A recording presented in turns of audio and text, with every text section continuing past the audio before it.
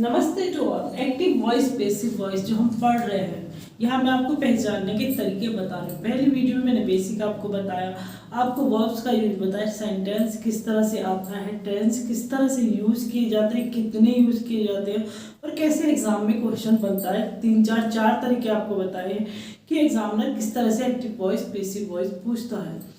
अब यहाँ इस वीडियो में सीधे सीधे एग्जाम्पल के थ्रू समझेंगे कि हमें प्रेजेंट इंडेफिनिट का जो असर्टिव, नेगेटिव, इंट्रोगेटिव या क्वेश्चन मार्क वाले हमें कैसे पहचानने होते हैं। सिर्फ सिंपल पहचानने का तरीका।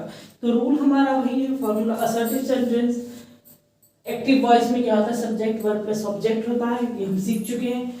पैसिव वॉइस में पलट जाता है, ऑब्जेक्ट होगा, इज आर एम होगा प्लस वर्ब की थर्ड फॉर्म होगी, बाय होगा और सब्जेक्ट होगा, जिसे एजेंट भी कहते हैं। अब हमारा पहचानने का क्या होता है, देखो एक तो वर्ब की फर्स्ट फॉर्म होती है इसमें, कि वर्ब की फर्स्ट फॉर्म होगी एस या ईएस होगा।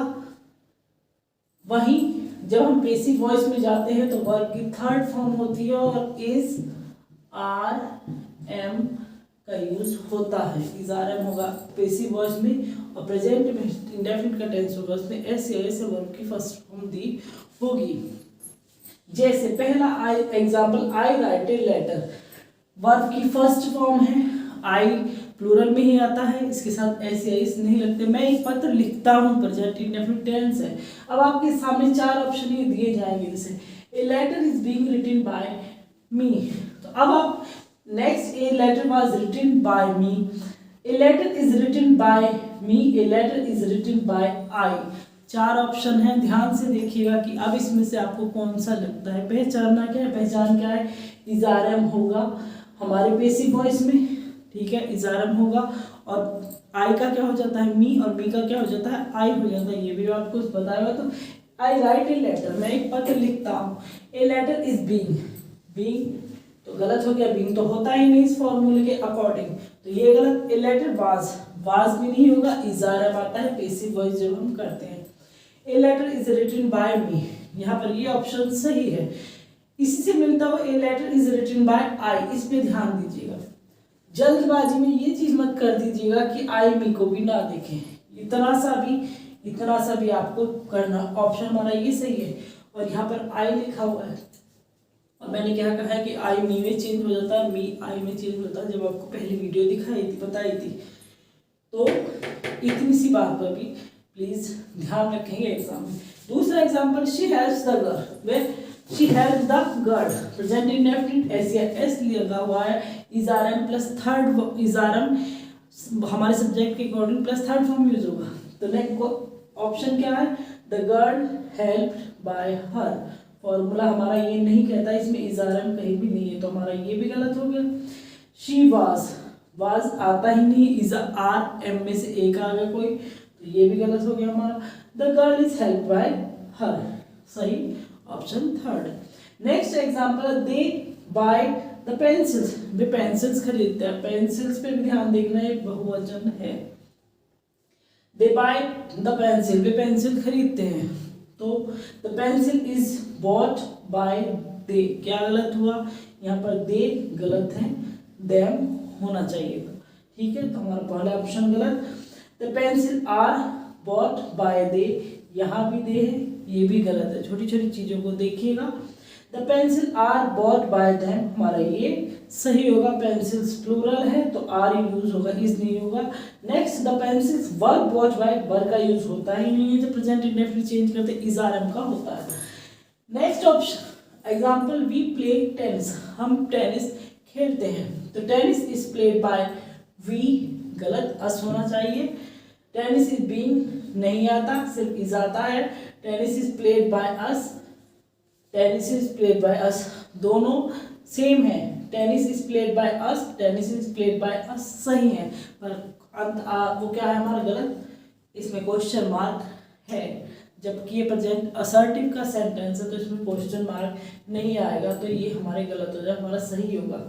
पंक्चुएशन उसमें टॉपिक है, तो भूल मत कीजिएगा, पंक्चुएशन नहीं पूछे जाएंगे। पंक्चुएशन बहुत पूछे जाए, कोमा, जरा सा कोमा, सेमीकोलन ये पूछ लिए जाते हैं और इन्हीं से सेंटेंस गड़बड़ हो जाता है। तो tennis is played bye, same है दोनों, लेकिन क्वेश्चन मार्क का अंतर है। नाउ इसके जो क्वेश्चन वर्ड वाले इंट्रोगेटिव वाले होते हैं या नेगेटिव वाले होते हैं, दो फॉर्मूला पे काम करते हैं। एक तो वो सेंटेंस होते हैं जो डू डज से स्टार्ट होते हैं, और एक वो होते हैं जो क्वेश्चन वर्ड से where, when, why, what, whose, when, इस तरह के वर्ड होते हैं, इनसे स्टार्ट होते हैं, क्वेश्चन वर्ड होते हैं।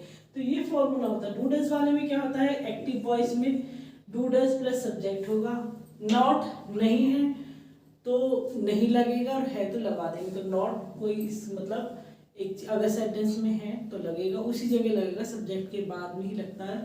फिर वर्ब आता है, फिर ऑब्जेक्ट। इसका एक्टिव पेसिव वॉइस पेसिवेशन कैसे होता है, इसका इज़ार एम आ जाएगा डू डज की जगह, बाकी सब्जेक्ट ऑब्जेक्ट चेंज हो जाते हैं। ये फॉर्मूला ये रहा। क्वेश्चन वर्ड वाला भी सेम ऐसे ही, क्वेश्चन वर्ड होगा, डू डज हमारा उसमें होगा, तो डू डज की जगह इज़ार एम हो जाएगा, फिर बाकी ये सब्जेक्ट इधर आ जाएगा, इधर आ जाएगा। ये हमने सीखा हुआ है। अब पहला क्वेश्चन क्या मतलब, does he need a cap. Does he need a cap, क्या उसे कैप की आवश्यकता है। ऑप्शन हमारी is a cap needed by he, क्या ये सही है, गलत है, क्योंकि ही गलत वर्ड आ रहा है। Is a cap needed by him, क्या ये सही है, is a cap needed by him. दोनों सेंटेंस सेम है, लेकिन वही बात करेंगे, इसमें क्वेश्चन मार्क है, इसमें नहीं है, तो यहाँ पर ये गलत है, क्योंकि हमारा क्वेश्चन जो हमारा है प्रश्नवाचक वाक्य ये हमारा है, तो question word mark of integration यहाँ है, तो यहाँ भी लगेगा। Next, do you like the rooms, तुम्हें रूम्स पसंद है, तो is the rooms liked by you, क्या ये सही है, is the rooms liked bye, question mark भी है, इज़ार में से इज भी है, तो क्या सही है, नहीं गलत है। क्यों, क्योंकि रूम्स प्लूरल है, तो रूम्स के साथ इज नहीं आएगा। वाज का कोई मतलब ही नहीं है, तो ये स्टार्टिंग में ही कट कर दीजिएगा। Are the rooms liked by you, यहाँ पर ये सही क्वेश्चन मार्क भी है, रूम्स प्लूरल है, आर भी है, थर्ड फॉर्म भी है, तो ये हमारा सही हो गया। Do they not play hockey, क्या वे हॉकी नहीं खेलते हैं, तो is hockey not played by them, mark of interrogation नहीं है, तो गलत यहाँ पर यही होगा। Is hockey not being, being आता ही नहीं प्रेजेंट इंडेफिनिट की जब पैसिवेशन करते हैं तो आता ही नहीं है। Is hockey not played by them, option C हमारा सही होगा। वही क्वेश्चन वर्ड वाले जो होते हैं, why do you write a letter, तुम पत्र मतलब क्यों लिखते हो, व्हाई डू यू राइट, तो व्हाई क्वेश्चन वर्ड है हमारा, फिर डू डज होता है, डू डज की जगह इज़ार आ जाएगा सब्जेक्ट की, तो why do you write a letter, तो ए लेटर हमारा सिंगुलर है, तो why is a letter not, not तो इसमें है ही नहीं, तो ये ऑप्शन हमारा गलत हो गया। Why is a letter written by you, तो क्या ये सही है हमारा, why is a letter written by you, why a letter is written by you. अब दोनों में अंतर क्या है, यहाँ पर सब्जेक्ट पहले दे दिया, जबकि आती क्या है, हेल्पिंग वर्ब पहले आती है, तो ऑप्शन हमारा बी सही होगा। छोटी छोटी चीज़ें ही आपको पकड़नी है, ध्यान रखनी है। मैं हर तरह से सेंटेंस में बता रही हूँ किस तरह से आएगा।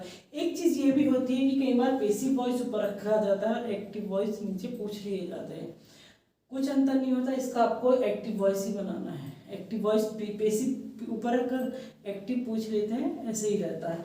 या फिर चार ऑप्शन में से पूछ लेते हैं कि पेसिव का सेंटेंस कौन सा है, एक्टिव का सेंटेंस कौन सा है। एक्टिव तो सिंपल से टेंस जो होते ही हैं वही होते हैं एक्टिव वाले, बाकी जिसमें बाय प्लस थर्ड फॉर्म आती है, सिर्फ थर्ड फॉर्म वाले भी होते हैं जो पेसिव वॉइस होते हैं, तो वो हमारे पेसिव वॉइस में चले जाते हैं। व्हाई डज ही ईट, यहाँ पर an apple, why does he eat an apple, वो एक एप्पल क्यों खाता है, तो व्हाई एन एप्पल, तो यहाँ पर हैज आ रहा है, तो ये यहाँ पर एक गलती होगी पहले ही। Why is an apple eaten by him, why are an apple eaten by him, यहाँ पर थोड़ा सा गड़बड़ है, यहाँ पर मार्क ऑफ इंटीग्रेशन आएगा। Why is an apple eaten by him, हमारा ऑप्शन ये सही होगा। ये गलत क्यों हो रहा है, क्योंकि आर है और एन एप्पल क्या है, एक एप्पल के, सिर्फ एक एप्पल की बात हो रही है और आर प्लूरल होता है। Where does she not buy the books, वो कहीं से पुस्तक क्यों, why does she not buy, कहाँ से पुस्तक नहीं खरीदती है, तो वेयर वर आता ही नहीं है, तो ऑप्शन ये गलत हमारा।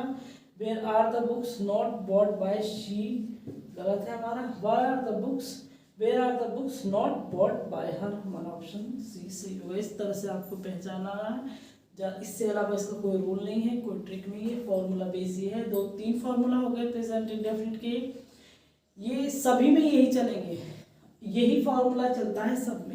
जब पास्ट जाओगे तो यहाँ पर वाज वर आ जाएगा, जब फ्यूचर में जाओगे तो यहाँ विल आ जाएगा, तो फॉर्मूला यही होता है, बस क्या है टेंस चेंज होते हैं और कुछ नहीं चेंज होता है, सिर्फ टेंस चेंज होगी, बाकी चीज़ें ये ऐसे ही उलट पुलट करनी होती है।